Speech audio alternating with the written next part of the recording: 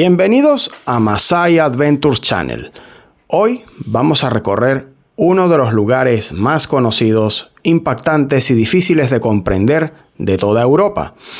Nos encontramos en Auschwitz, el complejo de campos de concentración y exterminio construido por la Alemania nazi durante la Segunda Guerra Mundial. Cada año, millones de personas atraviesan esta misma entrada, marcada por la inscripción Arbeit macht frei, que significa el trabajo les hará libres. Para muchos de los prisioneros que llegaron aquí, aquella promesa era una mentira. Tras estas alambradas electrificadas y estos edificios de ladrillo, comenzó uno de los capítulos más oscuros de la historia de la humanidad. Auschwitz no fue un único campo, fue un complejo enorme formado por diferentes instalaciones destinadas al encarcelamiento, explotación y exterminio de seres humanos. Mientras avanzamos por estas calles y atravesamos los mismos caminos que recorrieron miles de deportados, resulta difícil imaginar la realidad que se vivió aquí hace poco más de 80 años. Nuestra visita comienza en uno de los edificios que hoy forman parte de la exposición permanente del memorial. Y es precisamente aquí donde empezaremos a comprender la magnitud de lo que ocurrió en este lugar. La pérdida de libertad no era lo único que sufrían los prisioneros. En Auschwitz desaparecía también algo tan básico como la intimidad. Estas letrinas y lavabos nos recuerdan hasta qué punto la vida diaria está sometida al control y a la deshumanización. Las alambradas dobles, las torres de vigilancia y los controles constantes hacían que escapar de Auschwitz fuera extremadamente difícil. Todo el complejo estaba diseñado para vigilar, controlar y aislar a quienes se encontraban dentro. Al cruzar las puertas del bloque 11, conocido como el bloque de la muerte, el ambiente cambia de inmediato. Los pasillos oscuros y las gruesas rejas recuerdan que este edificio fue uno de los lugares más temidos de todo el campo. Mientras algunos responsables del sistema disponían de despachos y habitaciones relativamente cómodos para trabajar y descansar, la realidad de los prisioneros era muy distinta. En estas literas de madera se hacinaban varias personas en espacios mínimos, con escasa protección frente al frío, las enfermedades y el agotamiento. Para muchos, sobrevivir un día más ya suponía una victoria. Auschwitz contaba también con espacios destinados al castigo y al aislamiento. Tras estas rejas se encontraban algunas de las celdas donde los prisioneros podían ser confinados durante días en condiciones extremadamente duras. Y al final del recorrido aparece uno de los lugares más sobrecogedores del campo. Este es el patio 11 y el llamado Muro de la Muerte. Aquí fueron ejecutados miles de prisioneros, principalmente mediante fusilamiento, durante los años de funcionamiento de este campo. Hoy flores, velas y recuerdos ocupan el lugar donde tantas vidas fueron arrebatadas. A medida que avanzamos por la exposición, la escala humana de la tragedia comienza a hacerse más evidente. Muchos de los edificios que hoy forman parte del museo conservan objetos originales recuperados tras la liberación del campo. Prótesis, muletas y otros objetos personales recuerdan que entre los deportados había ancianos, enfermos y personas con discapacidades que también fueron víctimas del sistema nazi. Poco después aparecen miles de platos, tazas y utensilios cotidianos, objetos sencillos que acompañaban la vida diaria de personas que llegaron aquí procedentes de distintas partes de Europa. Y después llegan los zapatos, miles de zapatos. Cada uno perteneció a una persona concreta, con un nombre, una historia y una vida propia. Las maletas conservan todavía nombres, direcciones y marcas escritas por quienes pensaban que iban a comenzar una nueva etapa de sus vidas. Hoy estos objetos permanecen aquí como testimonio silencioso de quienes nunca regresaron a casa. Al abandonar la exposición, volvemos a recorrer los patios y corredores de Auschwitz, las alambradas, torres de vigilancia, edificios de ladrillo que forman parte de una imagen que hoy resulta inseparable de la memoria del lugar. Sin embargo, Auschwitz no nació originalmente como un campo de exterminio. Antes de la ocupación alemana, estas instalaciones formaron parte de un complejo militar polaco.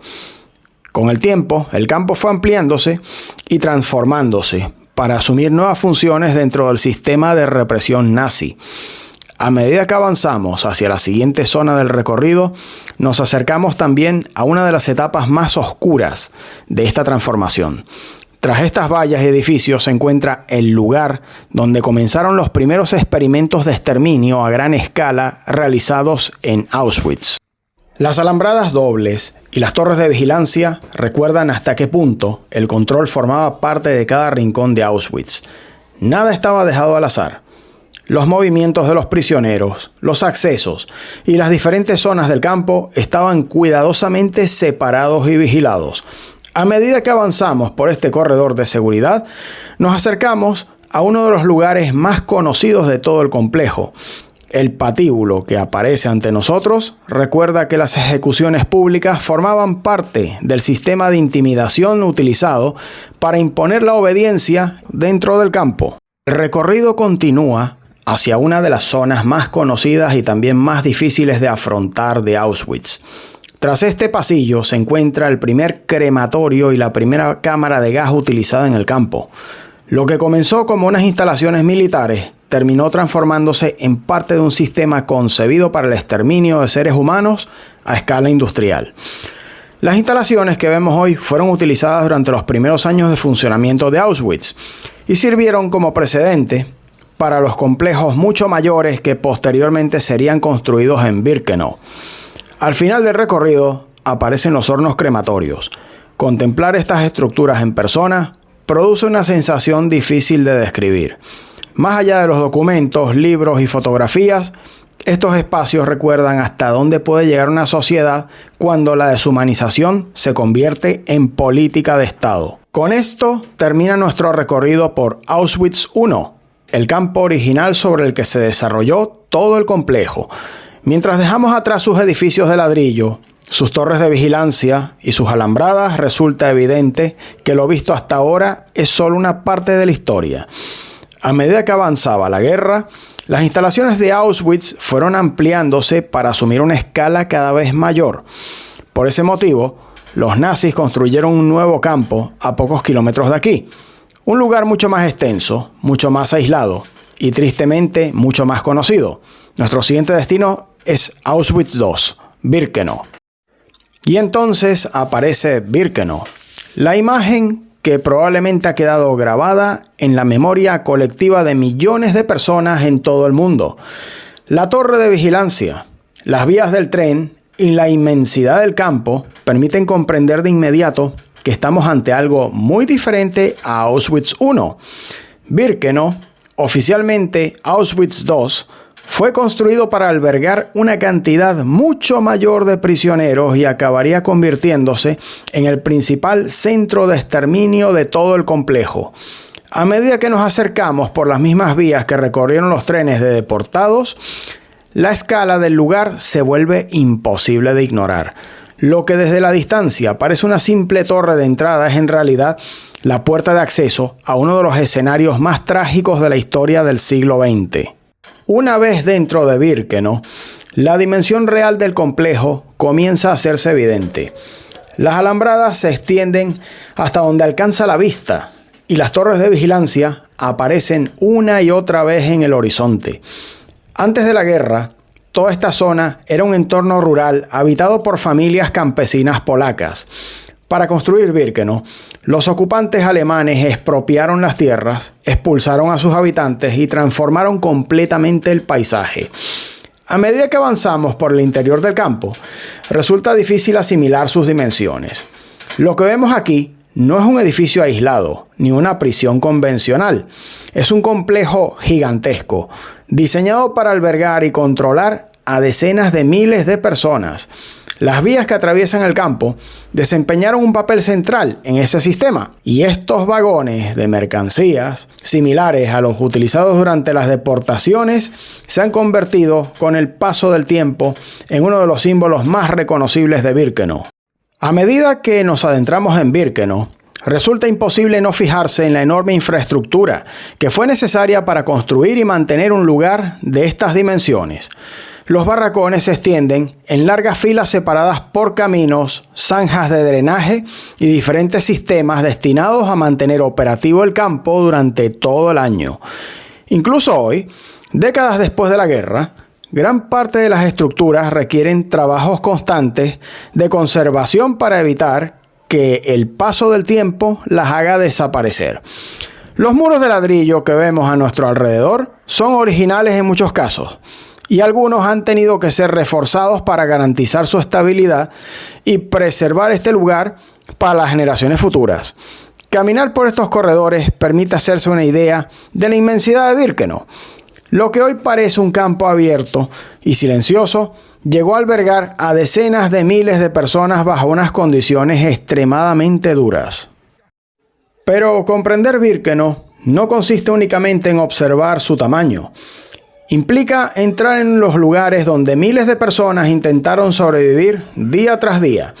El interior de los barracones resulta mucho más austero de lo que muchos imaginan.